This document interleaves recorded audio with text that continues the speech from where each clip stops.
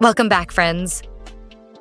Today I'm refreshing the bathroom, turning a simple cleaning routine into a calm little ritual. I start with the mirror, a few sprays and gentle wipes, and suddenly the reflection is bright and clear. The sink and taps sparkle as I polish them, every detail shining like new.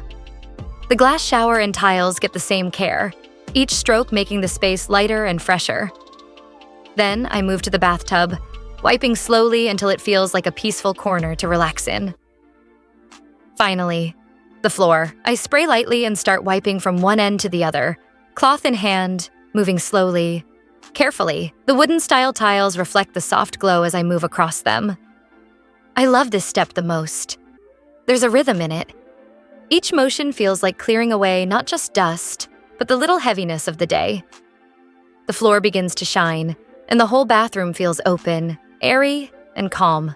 Finally, the floor, smooth strokes across the tiles, letting the whole room glow under the warm light.